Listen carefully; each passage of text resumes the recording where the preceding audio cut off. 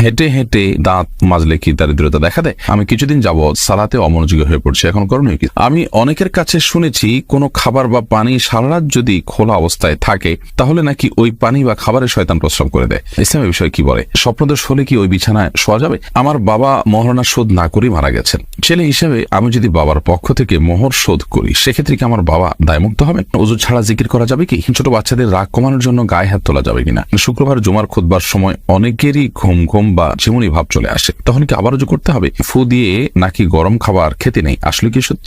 বিয়েতে একজনকে দাওয়াত দিলে সে তার বন্ধুদেরকে নিয়ে যায়, তা কি ঠিক? চলুন তাহলে আমরা প্রশ্নোত্তর আলোকিত ভবনে প্রবেশ করি। জাকিয়া খান নাসরিন আপনি লিখেছেন, ফু দিয়ে নাকি গরম খাবার খেতে নেই, আসলে কি সত্য? হ্যাঁ, ফু দিয়ে গরম খাবার খাওয়ার পরে হাদিসে নিষেধাজ্ঞা আছে। তাছাড়া এটা বৈজ্ঞানিক ভাবেও বোধ হয়, আমি যতটুকু জানি, এটা অনুপকারী কাজ, ক্ষতিকর কাজ। বিধায় গরম খাবার আমরা ফু দিয়ে খাবো না এবং সেটা একটু সহনীয় পর্যায়ে ঠান্ডা হওয়ার জন্য প্রয়োজন অপেক্ষা করব বা অন্য কোনো ভাবে এটাকে আমরা নরমাল করার চেষ্টা করব, কিন্তু ফু দিয়ে আমরা গরম খাবার খাবো না। এসআই রুবেল খান লিখেছেন, ওযু ছাড়া জিকির করা যাবে কি? ওযু ছাড়া জিকির করা যাবে, জিকিরের জন্য ওযু শর্ত নয়। এমনকি কারো যদি গোসল ফরজ হয় অবস্থা সে আল্লাহ স্মরণ করতে পারে, মুখে আল্লাহর সাধারণ যে জিকিরগুলো আছে সেগুলো তিনি অব্যাহত রাখতে পারেন। কারণ জিকির এমন একটা ইবাদত, এমন একটি আমল যেটি সর্বক্ষণ আমাদের করা দরকার। সর্বক্ষণ যেগুলো করতে হয় সে আমলগুলোকে আল্লাহ রাব্বুল আলামিন সবসময় যেন বান্দা করতে পারে, সেজন্য পবিত্রতা সেখানে শর্ত রাখেননি। জিকির এমন একটি আমল, এই জন্য সবসময় আমাদের জিকির অব্যাহত রাখা উচিত। আব্দুর রহমান লিখেছেন, আমার বাবা মহারণা শোধ না করেই মারা গেছেন। ছেলে হিসেবে আমি যদি বাবার পক্ষ থেকে মোহর শোধ করি সেক্ষেত্রে কি আমার বাবা দায়মুক্ত হবেন? ভাই আব্দুর রহমান, আপনি অবশ্যই আপনার বাবার তরফ থেকে মহারণা পরিশোধ করবেন। বিশেষ করে আপনার বাবা যদি কোনো সম্পদ রেখে গিয়ে থাকেন, প্রত্যেকটা সম্পদ, সেগুলো দিয়ে আপনার মায়ের মোহর আপনি দিবেন এবং সেটি আপনাদের কর্তব্য। যদি সেটা আপনারা না করেন, নিজের থেকে দিয়ে দেন, তাহলে সেটাও আপনার বাবাকে দায়মুক্ত হতে সহায়তা করবে ইনশাআল্লাহ তাআলা। এমনি রাসেল আহমেদ আপনি লিখেছেন, ছোট বাচ্চাদের রাগ কমানোর জন্য গায়ে হাত তোলা যাবে কিনা? না, ছোট বাচ্চাদেরকে গায়ে হাত তোলা বলতে যেটাকে বলা যায় জাস্ট ভয় দেখানোর জন্য, সতর্ক করার জন্য, এটা হতে পারে, কিন্তু তাদের জন্য শাসন নেই, অর্থাৎ প্রহার যেটাকে বলে সেটা কিন্তু তাদের উপরে করা যাবে না। এবং নবী করিম সাল্লাল্লাহু আলাইহি ওয়াসাল্লাম 10 বছর আগে বাচ্চাদের গায়ে হাত তোলার পারমিশন দেননি সে অর্থে। তিনি বলেছেন, তোমাদের সন্তানদের বয়স যখন 7 হয়, মুরু আওলাদাকুম বিসসালাতি ওয়া হুম আবনাউ সাব'i সিনিন, তোমাদের সন্তানদের বয়স যখন 7 হয় তখন তাদেরকে নামাজের নির্দেশ করো, এবং ওয়াদরিবুহুম ইযা বালাগু 10, যখন 10 হয়ে যায় তখন তার নামাজ না পড়লে তোমরা প্রহার করো, শাসন করো। অর্থাৎ শাসনের বয়সটা এখান থেকে বোঝা যায় 10। তার আগ পর্যন্ত যেটি হতে পারে জাস্ট ভয় দেখানোর জন্য আপনি গায়ে হাত তোলেন, সেটি হতে পারে, কিন্তু শাসন, যেটাকে রীতিমতো পেটানো বলা যেতে পারে, শাস্তি বলা যেতে পারে, সেটা কিন্তু দেওয়া যাবে না। এরপর প্রশ্ন হলো, আমি মরলে বুঝবি তখন আর ভাত খাওয়া লাগবে না, সন্তানকে এই কথা বললে কি গুনাহ হবে? এই কথা বলা উচিত হবে না, এটা অবশ্যই শিরকে আসগর জাতীয় গুনাহ হবে। অর্থাৎ আমি মারা গেলে তোর ভাত খাওয়া লাগবে না, তার মানে তোমার ভাত খাওয়া, তোমার রিজিক, এটা আমার মাধ্যমে আসছে, আমি না গেলে, আমি মারা গেলে তোমার এটা উপায় থাকবে না, এটার ব্যবস্থা থাকবে না। এটি মুখে বলা হচ্ছে, অন্তরে যে একেবারে নিজেকে আল্লাহ দাবি করা হচ্ছে এর মাধ্যমে তা না। এই জন্য এটা শিরকে আকবর হবে না, কিন্তু শিরকে আসগর হবে, ছোট শিরক হবে, যেহেতু বলার ভুল। একজন ইমানদার এভাবে বলবেন না। তবে হ্যাঁ, এটা ঠিক যে আমি মারা গেলে তোমার, তুমি আমার মর্ম বুঝবে, আমার মর্ম হায় হায় টের পাবে, এই ধরনের কথা তো বলাই যেতে পারে।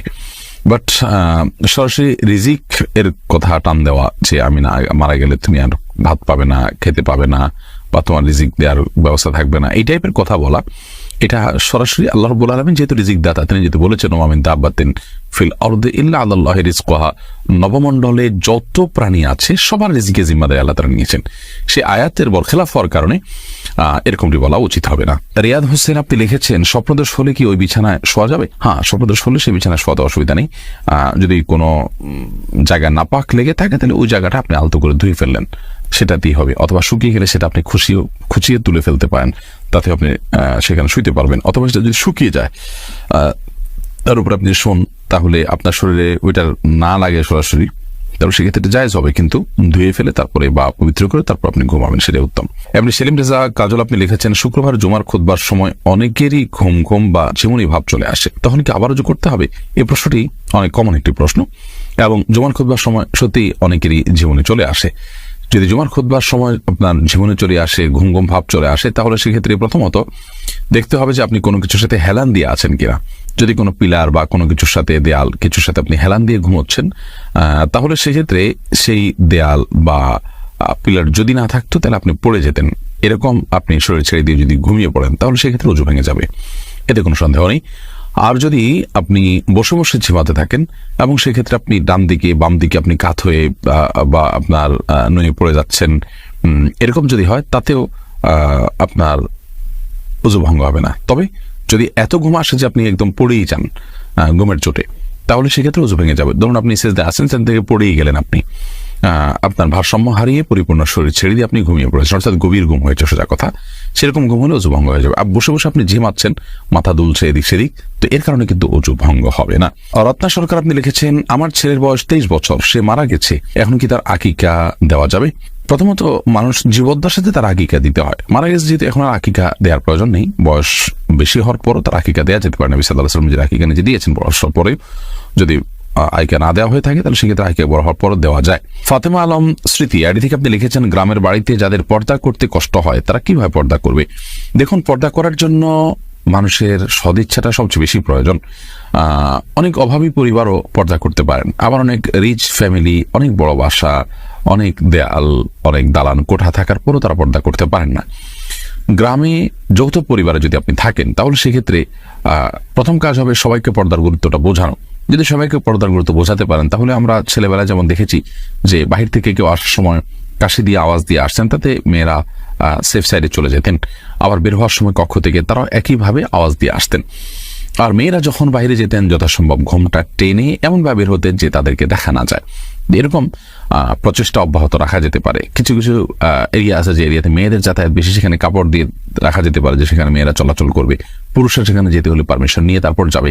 এরকম পরিবেশ তৈরি করলে পর্দার উপরে চলা সহজ, কিন্তু এটার জন্য আশপাশের সবার সহযোগিতাটা খুব বেশি জরুরি। তাদেরকে পর্দার গুরুত্বটা বোঝাতে হবে। যদি তাদেরকে কোনোভাবে পর্দার গুরুত্ব বোঝানো না যায়, তাহলে নিজে সব সময় নিজের মাথার কাপড় টেনে দিয়ে শরীরের অন্য সৌন্দর্যগুলোকে ঢেকে ঢুকে তিনি যথাসম্ভব সেফে থাকার চেষ্টা করবেন, যাতে করে তিনি পরপুরুষের অর্থাৎ গায়রে মাহরাম দেবর ইত্যাদির মুখোমুখি না হন। এএলপি এডি থেকে আপনি লিখেছেন, বিয়েতে একজনকে দাওয়াত দিলে সে তার বন্ধুদেরকে নিয়ে যায়, তা কি ঠিক? যদি বিষয়টা অনুমোদিত থাকে এবং মনোসমর্থন থাকে যে ঠিক আছে এরকমটি করে, তাদের ব্যাপারে যারা দাওয়াত দেন তারাও জানেন যে এক দুজন অতিরিক্ত থাকেন, এরকম যদি ব্যাপার থাকে তাহলে সেক্ষেত্রে এরকমটি করাতে কোনো অসুবিধা নেই, আপনার বন্ধু নিয়ে যেতে পারেন। বাট বেশিরভাগ ক্ষেত্রেই আসলে একটা কার্ডে কতজন আসতে পারে বা ফ্যামিলি সহ কিনা ব্যক্তিকে আলাদা এরকম দাওয়াত দেওয়া থাকে, যদি সেরকম হয় তাহলে সেক্ষেত্রে বন্ধুকে নিয়ে যাওয়া উচিত না। কারণ হলো সেটা রীতিমতো একজনকে বিপদে ফেলার সামিল, সেখানে খাবার টান পড়তে পারে ইত্যাদি। সেজন্য এটা পরিস্থিতির উপর নির্ভর করবে।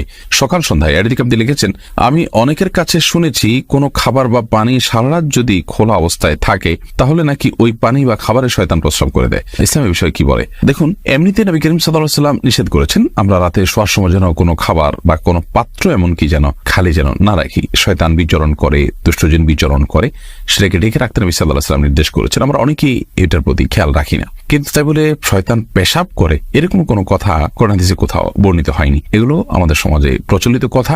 অনেক মুরব্বীরা এই যে খাবার বা প্লেট ইত্যাদি অনেকে ঢাকা ছাড়া শুয়ে পড়েন, সেই বদভ্যাস বা সেই খারাপ কাজটিকে দূর করবার জন্য এই ধরনের কথা নিজেরা বানিয়ে নিয়েছেন। তো কোরআন হাদিসের নামে মন গড়া এরকম কোনো কথা বানিয়ে নেওয়া এটা গুনাহের কথা। নবী সাল্লাল্লাহু আলাইহি ওয়াসাল্লাম বলেছেন, মান কাযিবা আলাইহি মুতাআম্মিদান ফালিয়াতাবাওয়া মাকআদাহু মিনান নার। যে ব্যক্তি আমার ব্যাপারে ইচ্ছাকৃতভাবে মিথ্যা কথা আরোপ করবে, আমার নামে মিথ্যা হাদিস বলবে, সেজন্য তার ঠিকানা জাহান্নামে জেনে রাখে। আকবর খান আপনি লিখেছেন, আমি কিছুদিন যাবৎ সালাতে অমনোযোগী হয়ে পড়ছি, এখন করণীয় কি? সালাতে মনোযোগ সৃষ্টির যে আমলগুলো আছে সেগুলো করুন। আপনি সালাতে কি পড়ছেন সেটা বুঝে বুঝে পড়ার চেষ্টা করুন। সালাতের যথেষ্ট আগে থেকে আপনি অন্য মনস্কতা দূর করে সালাতের প্রতি মনোযোগী হওয়ার চেষ্টা করুন, এবং সেই সাথে আপনি দীর্ঘ সময় নিয়ে সালাত আদায় করুন। রুকু, সিজদা, বৈঠক, দাঁড়ানো, এর সবগুলোকে আপনি খুব সময় নিয়ে আস্তে আস্তে করুন, ইনশাআল্লাহ মনোযোগ সৃষ্টি হবে। রাসেল মিয়া আপনি লিখেছেন, হেঁটে হেঁটে দাঁত মাজলে কি দারিদ্রতা দেখা দেয়? না, এটি সম্পূর্ণ কুসংস্কারের জন্য বিশ্বাস। হেঁটে হেঁটে দাঁত পরিষ্কার করলে, দাঁত মাজলে, ব্রাশ করলে এর কারণে দারিদ্রতা দেখা দিবে, অভাব দেখা দিবে, অনটন দেখা দিবে, এরকম কেউ বিশ্বাস করলে সেটি গুনাহের কারণ হবে, এবং এটি সম্পূর্ণ কুসংস্কারের জন্য বিশ্বাস।